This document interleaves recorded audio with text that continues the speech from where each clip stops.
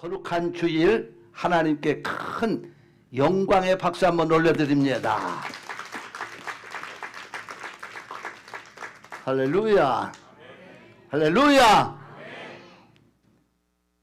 오늘 본문에 보면은 하나님이 사울을 패하시고 이세 아들 다윗을 만나니 내 마음에 합한 사람이라. 여러분, 어떤 사람은 하나님이 벼르셨고 어떤 사람은 하나님이 패하셨다고 하는 이 말씀을 분명히 성경을 통해서 우리에게 본문에서 말하고 있는데, 이 세상에 사는 동안 어떤 사람은 하나님이 쓰시는 사람이 있는가 하면은 어떤 사람은 하나님이 패하시는 사람이 있다는 걸 볼 수가 있는 거예요. 그래서 패하심을 받은 사울에 관해서는 제가 언급하지 않겠습니다. 왜냐하면 사울도 첫 번에는 하나님이 이스라엘의 첫째 왕으로 세우셨던 거예요. 그런데 하나님이 사울을 패하고 사울을 버리셨다는 얘기입니다. 여러분, 하나님 앞에 버림당하면 가장 비극입니다. 하나님 앞에 버림당한다는 건 최고의 불행입니다. 그런데 놀랍게도 이세 아들 다윗을 만나니, 이세 아들 다윗을 만나니 내 마음에 합한 사람이라. 오늘 여러분이 하나님 마음에 합한 사람들 되시기를 축원합니다. 여러분, 하나님 마음에 들면 그 다음에 이 세상 영혼이 구원받는 건 그건 뭐 말할 것도 없는 것이거니와 이 땅에서도 하나님이 주시는 은혜를 받고 살아갑니다. 여러분, 다윗이 보면은 별로 그렇게 도덕적으로 완벽했던 사람은 아닙니다. 그럼에도 불구하고 왜 하나님이 다윗을 쓰셨을까요? 다윗을 하나님 마음에 들어 쓰시니까 다윗에게는 엄청난 축복이 맺는데 영권의 복을 받습니다. 그래서 마태복음 1장 1절에 가보니까 아브람과 다윗의 자손 예수 그리스도의 세계라. 아브람과 다윗이란 말이 나옵니다. 그 자손의 계보를 통해 우리의 구세주 육적으로는 예수 그리스도가 오셨다는 걸 마태복음 1장 1절에서 말씀을 주시고 있어요. 여러분, 그것뿐만 아니라 영적인 복을 누렸을 뿐만 아니라 두 번째로 다윗은 이스라엘의 두 번째 왕이 되는 축복을 누렸습니다. 남달랐던 다윗, 사울과 다윗은 분명히 다른 데가 있었던 거예요. 하나님이 버릴 수밖에 없었던 사울, 하나님이 쓰실 수밖에 없었던 다윗. 오늘 여러분과 내가 하나님 앞에서 분명히 하나님이 쓰임받는 성도가 되어야 되고 목사가 되어야 되는 것이고 하나님 앞에 쓰임받는 사람이 되어야만 이 세상에서도 하나님이 주시는 축복을 누리고 영권의 복을 누릴 줄로 믿습니다. 그렇다면 다윗을 무엇을 하나님은 남다르게 보셨을까요? 여러분, 놀라운 하나님의 말씀은 그것을 증거하고 있습니다. 남달랐던 다윗, 남달랐던 다윗. 다윗에게는 허물된 것도 많았고 부족한 것도 많았지만은 왜 하나님이 다윗을 쓰셨을까요? 왜 하나님이 다윗을 그렇게 귀하게 보셨을까요? 왜 여러분들과 나를 귀하게 하나님이 보실까요? 거기에는 남다른 이유가 있는 겁니다. 오늘 말씀 듣는 여러분, 우리는 하나님의 말씀을 통해 다윗이 받았던 그 은혜의 자리로, 다윗이 하나님 앞에 남다르게 인정받았던 그 자리로 영적으로 뛰어들어가는 이 아침 되어지기를 주의 이름으로 축원합니다. 아멘도 크게 하는 사람은 그렇게 될 줄로 믿습니다. 크게 하는 사람은 더 될 줄로 믿습니다. 할렐루야! 할렐루야!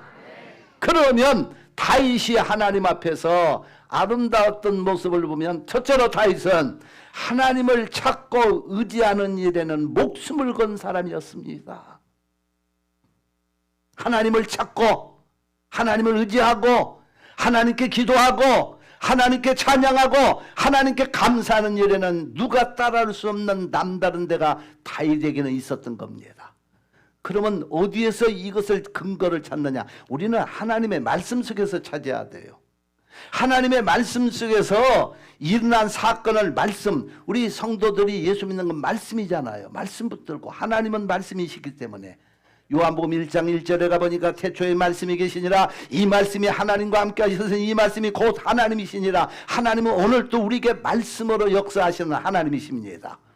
그렇기 때문에 우리는 말씀 속에 나타난 그 말씀을 붙들고 나갈 때 우리는 하나님을 만나는 것입니다. 그래서 다윗의 모습을 보면은 말씀에서 우리가 찾아봐야 돼. 하나님 앞에 어떻게 다윗이 하나님을 그렇게 의지하고 찾고 기도하고 감사하고 찬양했을까요? 이 말씀은 시편으로 가봐야 나옵니다.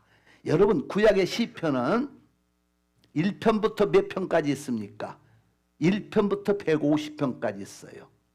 그런데 놀랍게도 1편부터 150편 사이에 73편은 다 다윗의 기도문, 찬양, 감사, 회개가 나오는 장면입니다.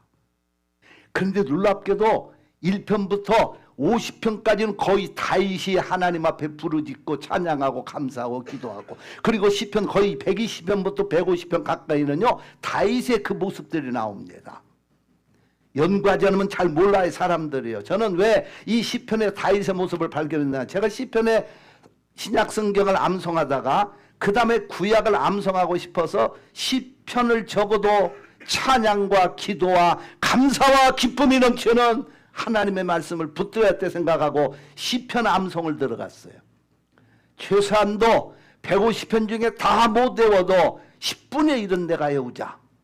그래가지고 10분의 1을 암송하기 시작한 것이 시편 1편 1절부터 6절까지요. 다 암송합니다. 시편 8편 1절부터 9절까지 말씀, 그것도 암송했습니다. 시편 119편 1절부터 14절까지 말씀을 암송했습니다. 시편 23편 가장 중요한 다윗의 기도문 1편부터 6절까지, 시편 24편 1절로 10절의 말씀, 시편 84편 여러분 1절로 12절의 말씀, 성전에 관한 성구, 시편 100편 1절 5절의 말씀, 시편 117편 1절과 2절, 시편에서 가장 짧은 장 2절 있는 시편 117편 1절로 2절의 말씀, 시편 121편 1절로 8절의 다윗의 기도문, 놀라운 그 기도문, 시편 126편 1절로 6절, 시편 127편 1절로 5절의 말씀, 시편 128편 1절로 6절의 말씀, 시편 133편 1절로 3절, 134편 1절로 3절, 그 다음에 시편 136편은 1절로 26절입니다. 거기에는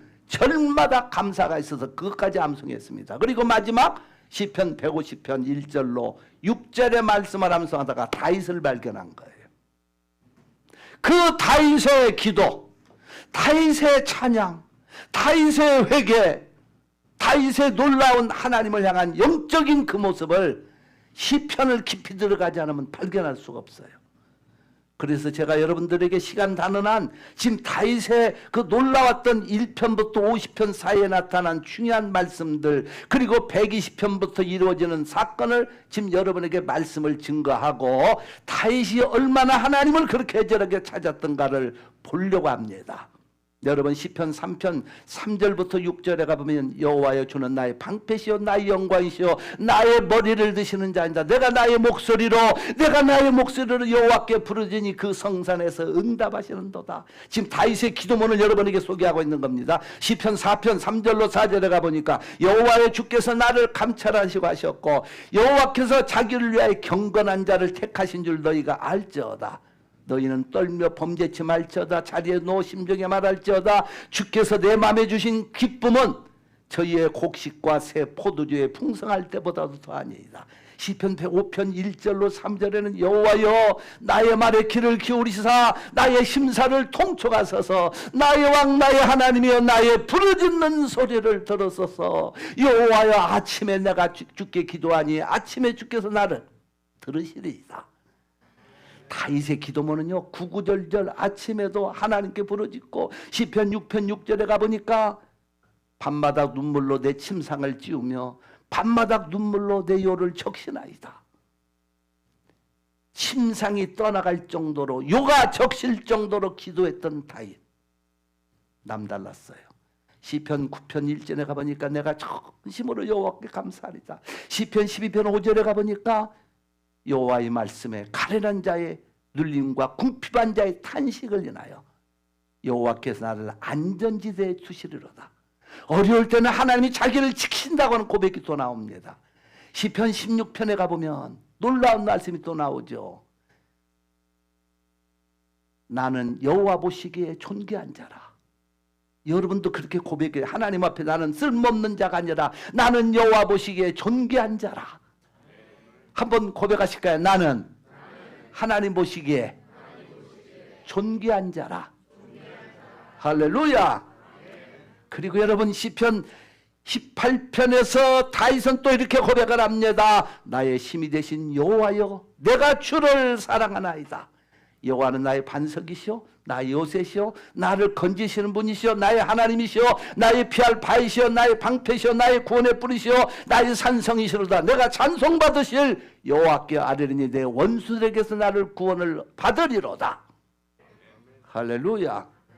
시편 19편은요 1절부터 14절에는 하나님의 말씀을 붙들고 기도하는 다윗의 모습이 또 나옵니다. 하늘이 하나님의 영광을 선포하고 궁창이 그 손으로 하신 일을 나타내는도다. 날은 날에게 말하고 밤에게 지식을 전하니 언어가 없고 들리는 소리도 없으나 그 말씀이 온 세계에 통하고. 오늘 우리는 하나님 볼 수 없지만 하나님의 말씀이 온 세계를 통하고.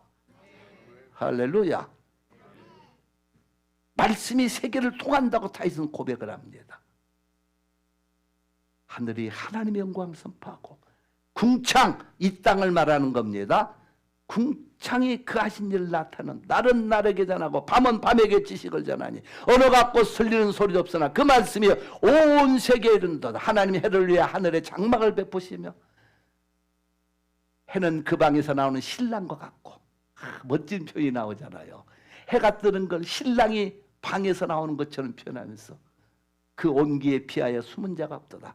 그 다음에 말씀에서 다윗은 말씀을 붙들고 또 기도하는 내용이 나와요. 시편 19편 7절부터 여호와는 내 영혼을 소생케 하며 여호와의 말씀은 정직하여 나를 기쁘게 하고 여호와의 계명은 순결하여 내 눈을 밝게 하고 여호와를 경외하는 도는 정결하여 영원까지 이르고 여호와의 규례는 확실하게 다 의로우니 금 곧 많은 정금보다 더 사모할 것이며 꿀과 송이꿀보다 더 달도다. 보석보다도 달콤한 꿀보다도 하나님 말씀을 붙들고 뛰고 있는 두 번째 말씀 드리려고 하는 그 장면은 이 말씀을 저는 근거로 보고 있는데 주의 종이 이로 경계를 받고 이를 지킴으로 상이 크니이다. 할렐루야. 할렐루야. 하나님의 말씀을 붙들고 부르짖었던 다윗, 그리고 다윗의 여러분 가장 기도문 속에서 위대하다고 볼 수 있는 시편 23편 우리 잘 아는 말씀이잖아요. 여호와는 나의 목자시니 내가 부족함이 없으리로다. 그가 나를 푸른 초장에 누이시며 쉴만한 물가로 인도하시는도다. 내 영혼을 소생시키시고 의의 길로 인도하시는도다. 내가 사망의 음침한 골짜기로 다닐지라도 해를 두려워하지 않을 것은 주께서 나와 함께 하심이라. 주의 지팡이와 주의 막대기가 나를 안위하시나이다. 주께서 내 원수의 목전에서 내게 상을 베푸시고 내 머리에 기름을 바르니 내 잔이 넘치나이다. 나의 평생의 선하심과 인자심이 정녕 나를 따르니 내가 여호와의 집에 영원히 거하리로다. 할렐루야. 그런데 여러분 시편 23편의 한글은 그렇지만 영어는 약간 달라요. 영어는 원문에 가깝습니다. The Lord is my shepherd. I shall lack nothing. He makes me lay down in green pastures. He leads me beside quiet waters. He restores my soul. He guides me in paths of righteousness for His name's sake. 그 다음에 4절에서요. 제가 왜 영문을 하고 있느냐. 원문을 잘 보지 않으면 우리가 놓칠 수 있는 분야가 있습니다. 4절의 한국말은 내가 사망의 음침한 골짜기로 다닐지라도 사망의 죽음의 골짜기 어려운 세상을 다닐지라도 근데 거기 영어는 Even though I walk through the valley of the shadow of death 죽음의 골짜기를 다닐지라도 해를 두려워하지 않을 것은. 그런데 영어 성경을 보면은 1절로 3절까지는 하나님을 지칭할 때 다윗이 The Lord 3인칭 He라고 하는 의미가 있는 3인칭 단어를 사용해요. The Lord is my shepherd. 그러니까 하나님이 나를 인도하신다고 할 때 3인칭으로 나가다가 4절에 가보면 죽음의 골짜기를 다닌다고 할 때는 영어 성경에서는 유라고 하나님을 표현을 합니다. 그게 무슨 뜻인 줄 압니까? He는 3인칭 나와 좀 거리가 먼 관계예요. 여기서 유는 부부간에 사용하는 영적인 의미가 있는 거예요. 여러분, 가장 어려울 때 다윗은 하나님을 내 곁에 계신 부부간에는 어려울 때 의논하고 좋을 때 함께 나누고 부부간에는 담이 없잖아요. 다윗이 하나님을 그렇게 고백하고 있다는 겁니다.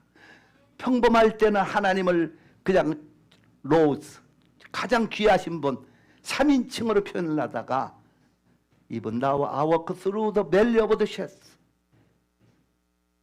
그 죽음의 골짜기를 다닐 때는 주님이 나와 함께 하신다고 하는 가까이 계신다는 그 유를 사용함으로써 아주 가까이 계신 하나님, Your rod and your staff, 당신의 지팡이와 막대기가, 그러니까 그때는 유를 사용하고 있다는 거예요. 그리고 You prepare the table of my enemies, 원수의 목전에 내게 상을 베푸시고 하는 것도 유입니다. 내 머리 기름을 바르셨다고 말할 때도 유로 표현을 합니다.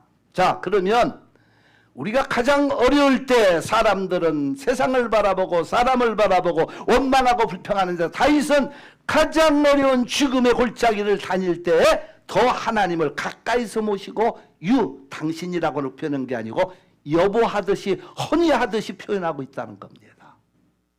여러분, 다윗은 남다른 하나님을 찾는 데가 있었어요. 그래서 다윗의 기도문을 보면은 시편 24편 1절로 10절에도 그렇게 나옵니다. 땅과 거기 충만한 것과 세계와 그 가운데 거하는 자가 다 여호와의 것이로다. 여호와께서 터를 바다에 세우시며 강들 위에 건설하셨도다. 여호와의 산에 오를 자 누구며 그 거룩한 곳에 설 자 누군고. 문들아 너희 무리를 들지어다. 영원한 문들아 들릴지어다. 영광의 왕이 들어가시리로다. 영광의 왕이 누시뇨 크고 능하신 여호와시여 전쟁에 능하신 여호와시로다. 영광의 문을 들지어다. 하나님을 찬양하면서 시편 30편에도 계속 다윗의 기도문들이 나옵니다마는 내가 주께 부르짖음에 나를 고치셨나이다. 시편 30편 4절, 시편 30편 4절에는 보면은 주의 성도들아 저녁에는 울음이 기속할지라도 아침에는 기쁨이 오리로다. 우리가 문제 가운데 빠져서 어려움 가운데 눈물로 잠이 들지라도 아침에는 주께서 나를 기쁨으로 일으키게 하신다는 거예요. 그러면서 시편 30편 10절에는 주께서 내 슬픔을 면하여 춤이 되게 하시고 나의 베옷을 벗기고 기쁨의 띠를 띄우셨나이다. 슬픔과 아픔과 고통이 있을 때에도 하나님은 나를 기쁨의 띠를 띠게 하시는 하나님. 시편 32편 1절과 2절에 허물의 사함을 얻고 그 뒤에 가림을 받는 자는 복이 있도다. 여호와께 정죄를 당치 않는 자는 복이 있도다. 그러면서 자기의 죄를 또 고백합니다.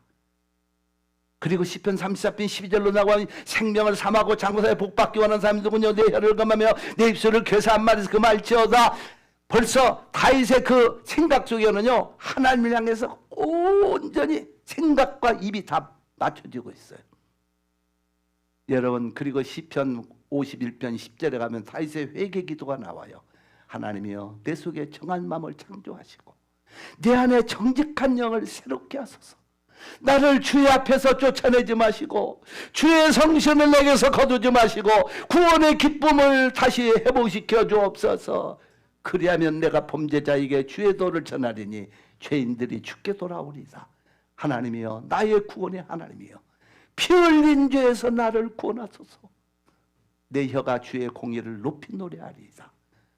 다윗은요 구구절절 하나님을 찾다가 회개하다가 부르짖다가 중간 부분을 띄우고 시편 121편에 가보면 기도문이 기가 막히게 또 나오잖아요. 내가 산을 향하여 눈을 들리라. 나의 도움이 어디서 올꼬. 나의 도움은 천지를 여신 여호와에게서로다. 여호와께서 너를 시족지 않게 하시며 너를 지키신 자는 졸지 아니하시리다. 이스라엘을 지키지 자는 졸지 아니하시고 주무시도 아니하시리다. 여호와는 너를 지키시는 자라. 여호와께서 내 우편에서 내 그늘이 되시나니 낮에가 너를 상치 아니하며 밤의 달도 너를 해치 아니하리로다. 여러분과 저에게 주시는 말씀인 줄로 믿습니다. 그러면서 다윗이 시편 139편 다른 말씀이 있기 때문에 거기까지만 다윗의 고백했던 내용 중에 일부를 선포합니다. 여호와여 주께서 나를 감찰하시고 하셨나이다. 주께서 나의 안고 일어서심을 하시며 멀리서도 나의 생각을 통촉하시오며 나의 길과 눕는 것을 감찰하시오니 내 모든 행위를 익히 아시나이다. 여호와의 내 혀의 말을 알지 못하시는 것이 하나도 없으시니이다. 주께서 나의 전후를 두시고 내게 안수하셨나이다. 이 지식이 내게 너무 귀하여 높아서 내가 능히 미치지 못하나이다. 내가 주의 신을 떠나 어디로 가며 주의 앞에서 어디로 피하오리까. 내가 하늘에 올라갈지라도 거기 계시고 음부에 내 자리를 펼지라도 거기 계시나이다.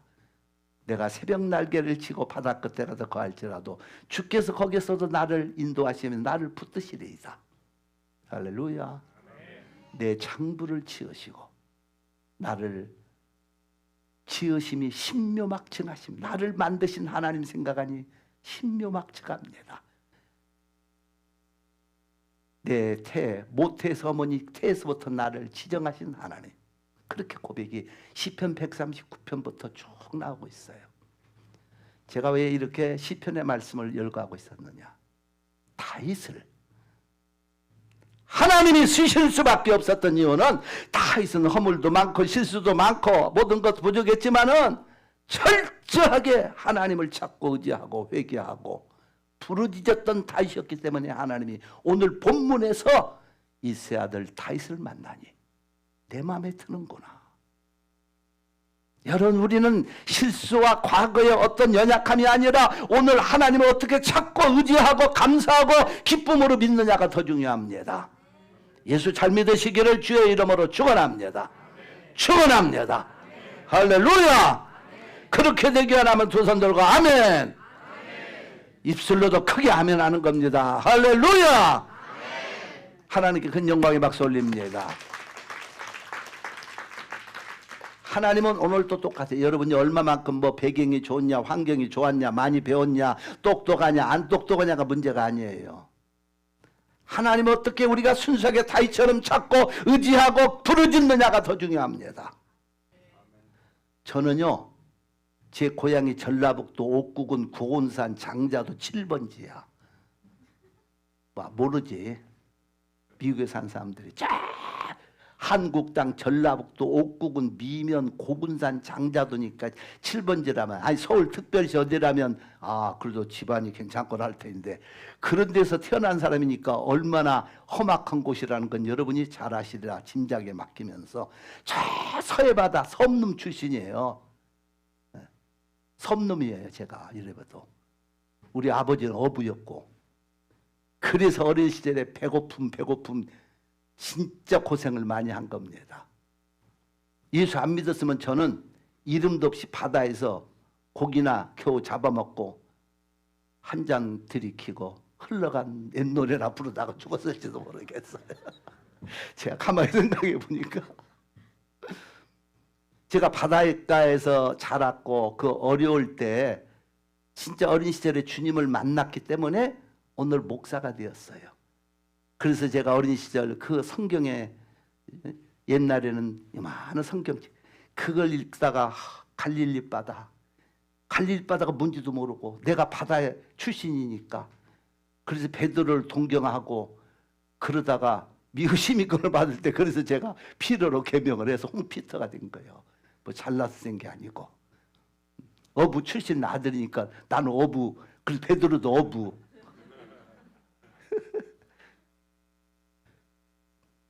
그 옛날 이름은 홍기춘이에요. 그래서 좀 이름이 촌스럽잖아요. 그 어부 출신이에요. 그래서 제가 이스라엘을 6번째를 들어가, 진짜 이스라엘 가서 혼자 갔어도 이스라엘 묵상하고 많이 돌아다녔고, 이스라엘 갈릴리 바다 가서는요 제가 많이 머물렀어요. 거기서는요 너무 그 베드로를 생각하고 내 어린 시절을 생각하면서, 진짜 예수님 안 만났으면 저는 어떻게 보면은 인생의 밑바닥에서 그냥 끝났을 거예요. 예수님을 만남으로 내 인생이 바뀌어요. 내 삶이 바뀌어요. 할렐루야. 여러분, 하나님을 잘 믿으면 고린도서 1장 27절부터 9절에 가보니까 하나님이 세상에 미련한 자를 택하여 지혜로운 자를 부끄럽게 하시고 약한 자를 택하여 강한 자를 부끄럽게 하시고 천하고 멸시받고 없는 자를 택하여 있는 것들을 폐하려 하시나니 이는 아무 육체라도 하나님 앞에서 자랑하지 못하게 하려 합니다. 사실은 저는 내놓을 게 아무것도 없어요. 진짜입니다. 그래서 저 집사님 여기 있지만은 결혼한다고 할 때 나가 아주 저 집사님 그런 얘기했어요. 나는 아무것도 없고 그냥 가진 거 몸뚱이 하나뿐이니까 그냥 하자고 그랬어요. 그래서 한 게 결혼이에요. 그래서 오직 없어서 아무것도 해준 게 없어요. 해준 게. 저 남대문 시장 가서 2만 원짜리 싸구려 그 남대문 가짜 시계 하나 사준 거 그거밖에 없어요. 제가. 얼마나 어렵게. 그러니까 이게 그 어려운 시절에 배고픔과 아픔과 서름과 고통과 절망 그리고 저는 또 일찍이 불행한 사람이에요. 왜냐 불행하냐. 제가 그 2살 때 우리 어머님이 바다에서 또 배 타셨다가 파선해서 맞으면 또 돌아가셔요. 그래서 저는 어머니 얼굴도 못 보고 자란 사람이에요. 그러니까 모든 것이 절망적이었어요. 희망이 없었습니다. 근데 예수님을 만나고부터 희망이 생겼어. 그 희망을 붙들고 다윗처럼 저도 부르짖었어요. 진짜 목사가 될 수 없는 사람 하나님 앞에 진짜 많이 부르짖었어요. 그랬더니 하나님이 목사로 만드시더라고요. 그리고 저처럼 또 세계를 많이 다녔어요. 세계 어디 가는 데는 다 가서 풍이 다 했어요. 제가요. 제 목표가 120개국을 가기로 한 게 목표인데 70나라를 지금 다 돌고 있지만은 여러분 제가 왜 이 말씀을 드리느냐. 여러분 환경과 조건과 무슨 뭐가 집안이 좋고 나쁘고 아무 그 쓰잘데없는 짓들이야. 하나님 마음에만 들면 여러분 인생이 역전됩니다. 불가능이 가능하게 되어집니다. 기적이 일어납니다. 하나님이 함께 하시니까 다윗 같은 이런 목동이 변해서 이스라엘의 2번째 왕이 되었고 메시아의 족보에 오르는 영광을 얻었잖아요. 그런 어릴 때 연단과 기도가 있었기 때문에 제가 미국 텍사스에 와서 킬린에서 여기도 텍사스지. 내가 자꾸 착각을 해. 휴스턴도 텍사스죠. 텍사스에 와서 거기서 목회를 20몇 년 할 때요. 내가 저는 미국에서 고등학교를 나온 적도 없고 대학을 다녀본 적도 없고 한국에 있다가 미국에 이민 와가지고 목회를 거기 시작하려니 얼마나 힘이 들겠어요. 아무것도 없는데 아는 사람도 없죠. 그러니까 할 수밖에 없는 게 하나님을 내가 이런 마음이 들어요. 목회를 하든 사업을 하든 무엇을 하든 인생의 어떤 종착점에 갔을 때 그때 조건이 안 맞아서 누가 안 도와줘서 이건 진짜 핑계입니다. 어떻게 시작했든 결론 아름다운 게 인생의 성공자예요. 제가 똑같은 마음을 가졌어요. 내가 지금은 늦게 미국에 이민 왔고 공부한 적도 없고 모든 게 열악한 환경이지만 여기서 목회에 성공하지 않으면 그건 아무런 의미가 없겠구나. 마지막 내가 언젠가는 목회를 마무리하고 새로운 또 리타이 후에 세계로 갈 터인데 여기서 목회에 실패하면 나는 아무런 의미가 없는 사람일 것이다. 그런데 무엇으로 승패를 걸 것인가? 남보다 영문화 박사가 되어서 승패를 걸 것인가? 아니잖아요. 목사기 때문에 목회에 승패를 걸어야 돼요. 여러분은 사업장에 승패를 걸어야 돼요. 그 남다른 하나님의 축복을 받으려고 하면 우리도 남다른 짓을 해야 된다는 겁니다. 그래서 그때 제가 한 게 2가지였어요. 목사가 뭘 할 거냐? 기도를 남다르게 더 하자. 하나님을 남다르게 찾자. 그리고 2번째로 하나님의 말씀을 아주 내가 전문가가 되자. 그래서 암송을 시작한 거예요. 내가 살아남기 위해서 기도한 거고. 여러분 이민교회를 할 때 미국 이민교회에서 내 건물 하나 갖는 것은 모든 목사들의 로망이에요. 그런데 제가 우리 이제 오늘부터 여기에 심우 장로님으로 권사님으로 계신 우리 황 권사님, 황 장로님 계시지만 제가 무슨 거짓말 하겠어요? 맨바닥에서 한 명부터 시작한 우리 교회가 이민교회 성도들이 목사들이 자기 건물 하나 가는 것이 꿈이었다면 저는 2번이나 짓는, 그것도 어중떠중으로 짓는 게 아니고 이번에 2차로 짓고 제가 리타이어 선교 목사로 세계를 돌 수 있는 목사로서 시작한 건요, 하나님 앞에 저도 남다른 부르짖음이 있었기 때문인 겁니다. 1차 성전을 짓고 그걸로 만족하려면 얼마든지 만족하다 끝날 수 있어요. 14,500 스퀘어피트가 1차 성전 그레이스 임마누엘 처치의 그 시대였습니다. 그런데 제 마음속에 하나님께 소원이 있었어요. 하나님, 내가 한번 미국 땅에 와서 첫째 성전을 지었지만 한번 이 땅에 주님이 기뻐하시는 정말 후시대를 위한 좋은 성전 한번 짓고 싶습니다. 그러나 그건 불가능한 일이었어요.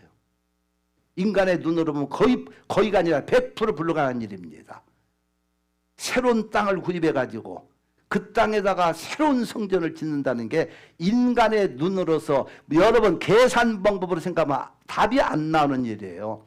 그런데 저는 믿음으로 2006년도에 1차 성전이 끝나고 한 3년 후에 제일 좋은 오늘날 그 땅으로 땅을 샀습니다. 무조건 빚이 있는데도 론을 얻어가지고 사버렸어요. 그리고 그 땅에다가 갈릴리 비전 프로젝트라고 하는 갈릴리 비전 프로젝트의 이름을 붙이고 기도하기 시작했어요. 그리고 온 성도들에게 광고했고 우리 장로님 권사님도 그때 함께 찬양하고 기도했던 분들이에요. 그리고 기도로 선포하고 예배 시간마다 찬양으로 가사를 붙여가지고 갈릴리 비전 프로젝트 노래를 부르기 시작했어요. 기도하고 하지 않고는 방법이 없거든. 그런데 생각해 보세요. 이게 가능한 일입니까? 지금 1차 성전 지었던 것도 은행에 론이 있고 지금 어려운데 어떻게 이걸 감당이 없어요. 인간의 생각에 기도나 하면서도 정말 이게 언제 이루어질 것인가 생각하니까 너무 힘이 든 거예요. 그러다가 2009년도에 제가 어떤 글을 보니까 이런 게 있습니다. 기도하면서 써라. 더 하나님의 응답이 클 것이다. 사람은요 항상 어떤 새로운 세계를 비전을 갖고 자꾸 새로운 그 아이디어를 받아들일 줄 알아야 돼요. 그래서 제가 그 책을 읽다가 아 그래 내가 이렇게 하나님께 우리 교회에서 예배 때마다 선포하고 기도하고 나도 몸부림을 오전마다 치고 있지만은 이 2차 갈릴리 비전 프로젝트를 지키기 위해서는 써야 되겠다. 그래서 2009년 정확하게 7월 14일부터 갈릴리 비전 프로젝트를 쓰기 시작했어요. 여러분 막상 쓰려고 하니까 어떻게 쓸 것인가. 그래서 A4 용지에다가 갈릴리 비전 프로젝트라고 한글로 쓰고 그것만 쓰고 나니까 내가 미국 땅에 교회를 세우는데 영어로도 쓰자. 또 영어로 썼어요. 몇 번을 쓸 것인가 생각해 보니까 그래 예수님 제자가 12이니까 12번을 쓰자. 그러면 영어까지 쓰니까 24번이에요. 그래서 24번이니까 24장로 요한계시록 4장에 나오는 24장로 생각이 또 나더라고요. 그때부터 매일 1년 6도다 365일 쉬는 날도 없이 기도하면서 갈릴리 비전 프로젝트를 쓰기 시작했어요. 그리고 며칠 날 몇 월 며칠 딱 적어놓고 여러분 제가 그 갈릴리 비전 프로젝트를 쓰면서요 참 힘들었던 게 언제 시작할지도 모르는 플랜을 위해서 언제 이것이 시작되어 언제 끝날지도 모르는 이 일을 내가 1년 역수다 365일 쉬지 않고 기도하면서 쓴다는 게 그렇게 저한테는 힘이 들었어요. 나중에 내가 출타할 때는 그 A4 용지를 들고 다닐 수 없으니까 기도 노트를 가지고 만들어가지고 기도 노트 가지고 비행기를 타면서 한국을 나가면서 유럽을 가면서 유럽에 무슨 항공사 몇 월 며칠 며칠에 지금 이걸 쓰고 있다. 다 표시를 해놨어요. 여러분 자그만치 몇 년을 쓴 줄 압니까? 2017년 1월 29일 날 우리 지금의 2차 성전을 짓고 봉헌하는 그날 아침까지 7년 6개월 14일을 썼습니다. 하루도 빼놓지 않고. 그 A4 용지가 1000장에서 988장의 이만큼의 A4 용지와 노트 3권과 볼펜 40자루가 다 쓴 걸 모아놨어요. 언젠가 하나님이 성전을 짓는 날 이걸 봉헌을 해야 되겠다 하고서는 다 모아놨던 거예요. 그래서 2017년 성전을 짓고 제가 목회실에 앉아가지고 마지막 그날 쓰는 날이었어요.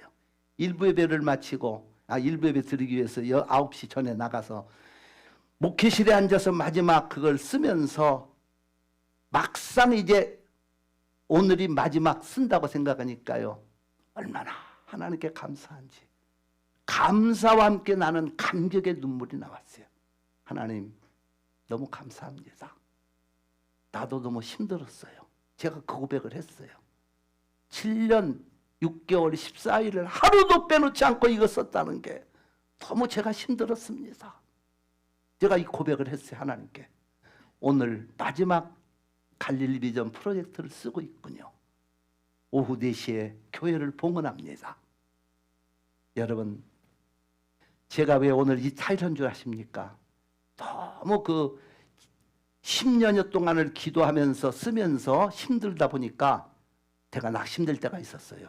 저도 목사지만.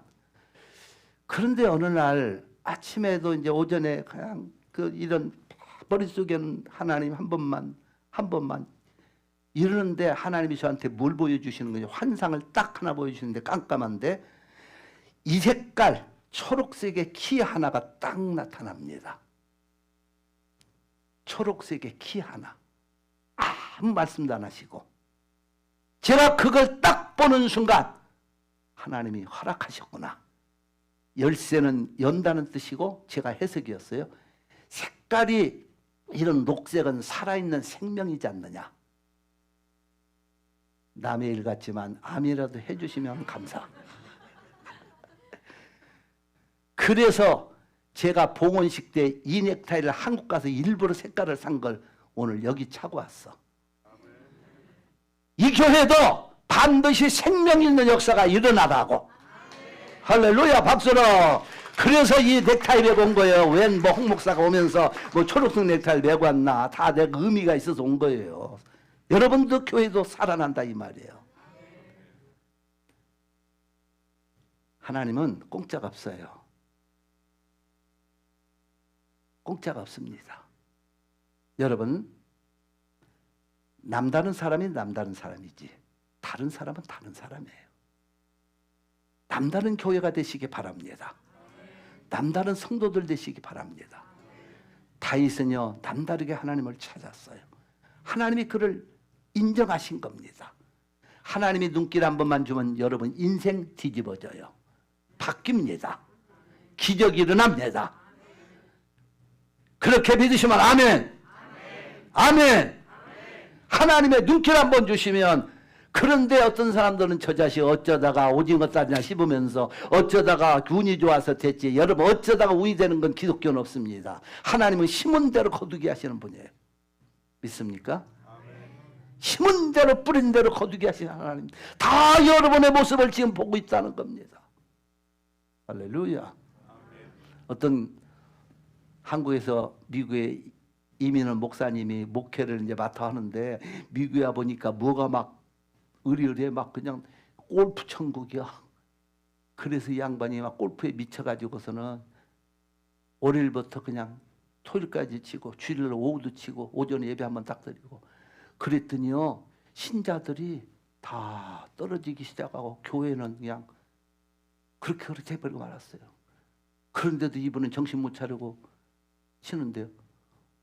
천국에 갔대요. 천국에 갔더니 천국 문 앞에 딱 베드로가 있다가 어디서 목회하던 미국의 텍사스 휴스턴에서 목회하던 목사 아니요? 예, 맞습니다. 그랬더니 책을 보더니 이쪽으로 가 그러더래요. 가려고 보니까 웬 우락부락한 사람이 또 하나 왔더래요. 그래서 그 사람을 베드로가 딱 묻더니 당신 이쪽으로 가? 그 목사가 가려고 보니까 편말이 있는데 지옥으로 가는 길. 놀래가지고 아니 베드로님 어떻게 내가 목사인데 지옥으로 가야 됩니까? 그러면서 옆에 우락부락한 사람이 가라고 온 걸 보니까 그 사람으로 가는 길은 천국으로 가는 길. 그렇게 써 있는 거야. 놀래가지고 그냥 뭔가 착오가 있는 것 같으니까 다시 한번 확인해 주세요. 베드로 사도가 착 했는데 맞아요. 당신은 이쪽으로 가, 당신은 저 사람 저로 가라는 거야. 그러면 나는 왜 지옥으로 가야 됩니까? 했더니 당신은 영혼을 맡겼는데 영혼을 돌보지 않고 기도하지도 않고 맨날 골프만 쳐고 그랬으니까 영혼들 다 죽게 만들었으니까 지옥으로 가야 돼? 할 말이 없어졌어. 근데 옆으로 저 사람은 내가 볼 때는 별로 얼굴도 험상궂고 착하게 안 보이는 저 사람은 왜 천국으로 갑니까? 했더니 그래도 저 사람은 자기에게 맡겨진 사람은 정확하게 하나님을 찾게 만들었다는 거야. 그럼 그 사람이 누군가 했더니요. 저 사람 말이야 한국에서 옛날에 80년대 서울에서 인천까지 달리던 총알택시 운전사야. 아니 총알택시 운전사가 어떻게 천국을 갑니까? 했더니 그 차만 타면 신호를 위반하고 과속으로 150km, 200km를 달리니까 놀래가지고 오마이갓 오마이갓 하나님을 찾는 기도를 드리게 만들었다는 거예요. 자기 승객만 확실하게 기도하게 만들었으니 천국으로 보낸다는 거야. 그 꿈을 깨고 그 목사님이 골프채를 꺾어버리고 정말 기도하면서 하나님을 찾았다는 거예요. 여러분 기도하는 사람, 기도하는 교회, 지금 여러분 이 교회가 가장 필요한 건 하나님을 찾고 기도하는 일입니다. 여러분들 다른 생각하지 마세요. 이곳에서 기도의 불을 붙이시기 바랍니다. 하나님을 찾고 기도할 때 이곳에서 하나님의 기적이 날 것이고 앞으로도 큰 역사를 이루실 줄로 믿습니다. 하나님 마음에 꼭 드는 여러분들 되시기를 축원합니다. 그래서 예레미야 19장 11절 13절에 나 여호와가 말하노라 너희를 향한 나의 생각을 내가 하느니 재앙이 아니요 평안이요 너희 장래에 소망을 주려는 것이라. 그 소망은 너는 내게 부르짖으며 내게 와서 기도하면 내가 너희를 들을 것이요 너희가 전심으로 나를 찾고 찾으면 만나리라. 할렐루야. 이를 행하는 여호와 그것을 지어 성취하는 여호와 그 이름을 여호와라는 자가 이같이 이룬다. 너는 내게 부르짖으라 내가 내게 응답하겠고 네가 알지 못하는 크고 비밀을 보여주리라. 예레미야 33장 2절과 3절의 말씀이에요. 그래서 예수님이 오죽했으면 구하라 그러면 너에게 주실 것이요 찾으라 그러면 찾을 것이요 두드리라 그러면 열릴 것이니라. 구하는 이마다 얻을 것이요 찾는 이가 찾을 것이요 두드리는 이에게 열릴 것이니라. 너희 중에 누가 아비된 자 자식이 떡을 달라고 하는데 돌을 주며 생선을 달라고 하는데 뱀을 줄 자가 있겠느냐. 너희가 아무리 약할지라도 자식한테 좋은 걸 줄 줄 알거든. 하물며 하늘에 계신 너희 아버지께서 구하는 기도하는 여러분들에게 좋은 걸 주시지 않겠느냐. 그렇게 믿으시면 아멘. 그렇게 믿으시면 아멘. 남다른 기도와 남다른 하나님을 찾는 자가 이 땅에서도 성공할 줄로 믿습니다. 여러분의 사업장 잘 되는 것도 하나님이 눈길 한번 주시면 열립니다. 여러분의 직장 하나님이 함께 하시면 길이 더 형통하게 열립니다. 여러분의 자녀들 마찬가지입니다. 하나님 잘 믿고 나가시기를 주의 이름으로 축원합니다. 1시 반에 시간이 있기 때문에 조금 제가 짧게 하겠습니다. 1시 반에 또 오후 집회가 있잖아요. 점심은 먹어야 되고 굶고 참석하라면요. 여기서 참석할 사람 별로 다 참석하겠지. 두 번째로 다윗에게 위대했던 점은요. 하나님의 말씀을 정확하게 붙들고 찾은 사람이에요. 여러분 말씀 속에 있는 이 말씀을 붙들고 예수 믿어야지 허탄한 데 길을 돌리지 마세요. 그래서 시편 19편에 가보면 다윗이 하나님의 말씀을 붙들었을 때요. 나는 시편 19편에서 하늘이 하나님의 영광을 선포하고 하늘을 보면서 궁창이 그 손으로 하신 일을 하나님이 창조하신 일을 나타낸다. 날은 날에게 말하고 날이 새고 뜨고 밤은 밤에게 지식을 전하니 언어가 없고 인간의 소리는 안 들리지만 그 소리가 온 땅에 통하고 하나님의 말씀을 말하다가 7절에 가보면 여호와의 율법은 완전하여 영혼을 소성케 하고 여호와의 증거는 확실하여 우둔한 자를 지혜롭게 하고 여호와의 교훈은 정죄가의 마음을 기쁘게 하고 여호와의 규례는 확실하여 눈을 밝혀 여호와를 경외하는 자는 정결하여 영혼까지도. 지금 시편 19편 7절로부터 나오는 말씀이에요. 그러면서 하나님의 말씀을 어떻게 붙들었느냐? 금, 곧 많은 정금보다 더 사모하고. 금덩어리 좋아요, 안 좋아요? 괜찮아요. 나도 좋아해. 여러분도 좋아해. 금덩어리 주는데 싫어할 사람이 어디 있어요? 뭐 솔직하게 얘기해. 금덩어리 주면 나쁘지 않죠. 보석 주면. 그것보다도 하나님의 말씀을 더 사모했던 다윗. 꿀 좋아요, 안 좋아요? 달콤한 꿀을 싫어하는 사람 별로 없어. 병든 자 외에는. 꿀, 송이꿀보다 더 달도다. 참 멋진 말씀을 하고 있어요. 그 말씀을 붙들고 하나님의 말씀을 붙들고 하나님을 찾았던 다윗을 하나님이 기쁘게 보신 거예요. 여러분, 하나님의 말씀을 자원 삼고 사시기를 바랍니다. 하나님의 말씀을 붙들고 사시기 바랍니다. 강당에서 선포되는 말씀을 붙들고 저 말씀은 내게 이루어질 말씀, 이 말씀대로 될 줄로 믿습니다. 멍청하게 믿어야 돼요. 어떤 사람들은 머리로 계산하고 설교 듣다가 저거는 뭐가 어떻고 이런 사람 치고요. 음식도 그렇잖아요. 누구든지 그냥 집에서 주든 무엇을 주든 잘 먹는 사람이 건강해. 그러니까 잘 잡숴야 돼. 네? 없으면 그냥 크레딧 카드도 긁어가지고 잘 잡숴. 할렐루야. 잘 먹는 사람, 영적인 말씀을 잘 받는 사람이 건강한 거예요. 그 말씀 붙들고 저 말씀대로 될 줄로 믿습니다. 말씀 어떻게 보면요. 그래서 예수 믿을 때는 이 머리로 믿는 게 아니고 가슴으로 믿어야 돼. 영적인 뜨거움, 성령님이 역사하시고 말씀을 아멘으로 받고 말씀대로 순종하고 말씀 앞에 목숨을 걸고 할렐루야. 얘기 안 하고 마치려고 합니다. 시간 관계상. 저는 시간에 관해서는 이제 칼이니까 끝날 땐 다 끝내야 돼. 자, 우리나라가요, 한국이 기독교가 전파된 건 1800년대예요. 1800년대 후반들에 선교사님들이 오셔가지고 막 도시에 거점으로 해서 시골들도 전파하고 막 이러면서, 그때는 신학교도 없고 목사님도 없고 전도사님도 없고 이런 없던 시대니까 얼마나 힘들게 선교사님들이. 그래서 어느 지역에 시골 같은 데 개척이 되면은 그 마을에서 믿는 사람 중에 하나를 택해가지고 조사라고 이름을 불렀어. 조사. 전도사님도 신학교가 없을 때니까 조사라고 이름을 불러가지고 그 조사님에게 선교사님이 이렇게 말하시오 하고 알려주고 또 성경책을 하나 주고 이런 식으로 해서 겨우겨우 이제 하던 시대에 어느 경상도 마을에 교회가 하나 이제 선교가 시작된 거예요. 그런데 거기에 할머니들 몇 분이 나오시고 다행히도 할아버지 한 분, 한글을 이렇게 조금 이렇게 완벽하게 그때 당시만 해도 잘 모르시고 겨우겨우 떠듬떠듬 있는 할아버지 한 분이 또 나오셔서 선교사님이 이분이 그래도 제일 학벌이 좋으니까 할머니들 아예 문명이시고 그래서 이제 조사로 임명해가지고 선교사님이 못 가실 때는 이분이 예배를 인도해. 여러분 보세요. 그때 당시 우리나라에 전기가 있습니까? 호롱불 밑에서 할머니들 나이 먹으면 다 뭐가 나빠져? 눈이 잘 안 보여. 그러니까 호롱불 밑에서 이제 선교사님 밑에서 예배 드리다가 선교사님이 한 번에는 그 시골 교회 못 오시게 되었어. 그래서 조사님에게 성경은 시편 23편을 이렇게 읽으시고 여기다가 이렇게 설교하세요 하고서는 알려주고 왔습니다. 근데 할아버지가 막상 그 호롱불 밑에서 할머니들 몇 사람을 모아놓고 예배를 인도하려니까 가슴이 얼마나 떨리겠어요. 근데 내가 무슨 그 성경에 대한 지식도 없고 글씨를 잘 아는 것도 아니고, 그리고 옛날 한국 성경은요, 지금은 성경들이 좋아서 뭐냐 띄어쓰기 다 있지만 옛날에는 가로 세로로 되었고서는 막 글씨가 다 붙었어. 그런 성경 못 보셨죠? 장로님도 봤어요? 어이구 대단하시네.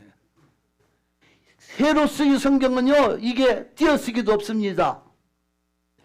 근데 선교사님이 가르쳐 주신 시편 23편을 이제 읽어야 되는데 할머니들 몇 번 앉아놓고 호롱불 밑에서 할아버지 두툼한 잘 보이지 않나 안경을 이리 올렸다 내렸다 잘 안 보이니까 그걸 가지고 시편 23편을 읽어요.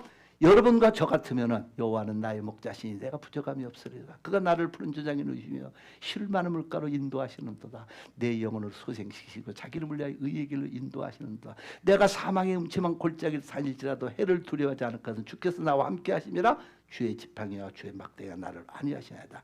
주께서 원수의 목전에서 내게 상을 베푸시고 내 머리에 기름을 바르시고 내 잔이 넘쳐나이다. 나의 평생을 선하심과 인자심이 정녕 나를 따르니 내가 여호와의 집에 영원히 거하리로다. 아멘 하고 막 멋지게 할 거 아니에요. 그렇죠? 왜 자기네들 멋지게 한다니까 아멘도 안 해줘? 그런데 이 할아버지는 글씨도 겨우 지금 어려운 글씨는 못 읽고 그런 양반이 이걸 읽는다고 막 호롱불 밑에서 눈은 막 70대 된 할아버지가 막 눈이 막 힘을 거 하지니까 이걸 읽는데 하지는 땀을 필필 흘리면서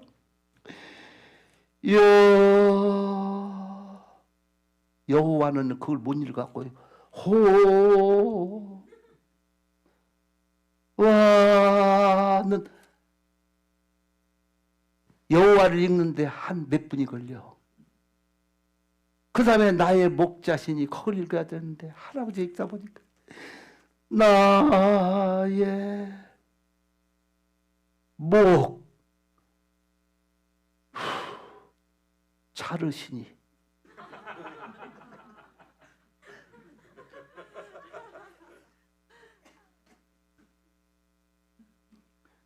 읽다가 할아버지가 막 얼굴이 새카매졌어.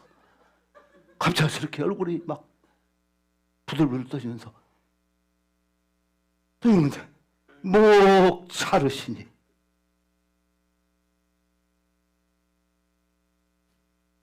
내가 부족함이 없습니다. 한숨을 쉬었어.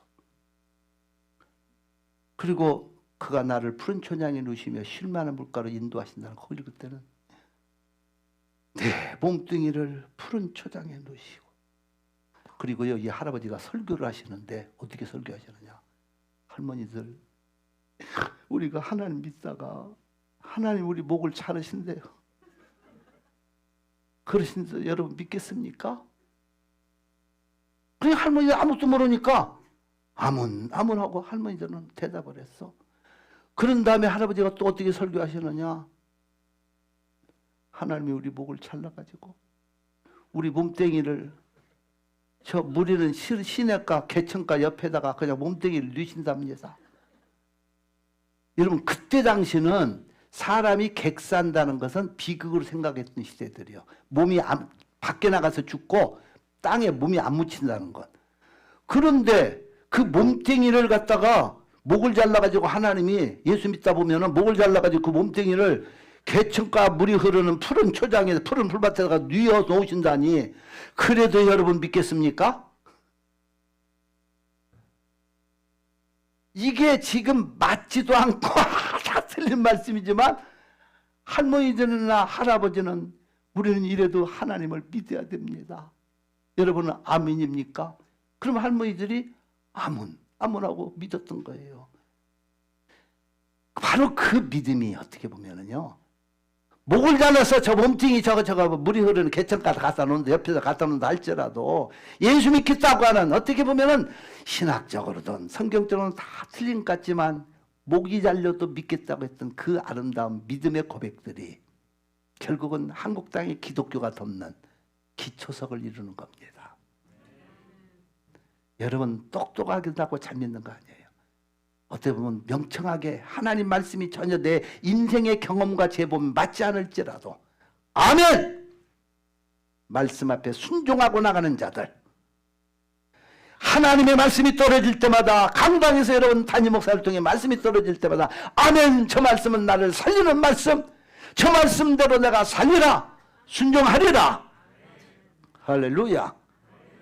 그래서 시편 81편 15절과 16절에 가보면 여호와를 하나하는 자는 저에게 순종하는 채라도 할지라도 말씀 앞에 순종하려는 신용이라도 하면 내가 저희 시대를 영원히 계속하게 하고 미래의 아름다운 것으로 너를 만족해 하리라. 하나님 말씀 앞에 순종하시기를 바랍니다. 베드로가 여러분 누가복음 5장 1절로 12절의 말씀 보면 베드로가 깊은 바다에 가서 예수님의 말씀을 내리라고 할 때 베드로의 어부의 경험으로선 맞지 않는 얘기들입니다. 갈릴리 바다를 가보시면 알겠지만은 당시에 조그마한 이 목선에다가 그물로 손으로 던지던 시대인데 깊은 데는 하도 그 갈릴리 바다가 맑아가지고 지금도 많은 고기가 살고 있어요. 그런데 거기에다가 던진다고 그래서 그게 잡히는 게 아니에요. 얕은 데서 고깃대들이 노는 데서 그물을 던져야 되는 겁니다. 그런데도 불구하고 아참 여기 있지. 할렐루야. 미안합니다. 외부에서 지금 온라인 듣고 계신 분들 제가 깜빡했습니다. 할렐루야. 그러면 여러분 아멘이라도 해줘요. 그래야 온라인 듣는 분들이 힘을 얻지. 할렐루야. 아멘.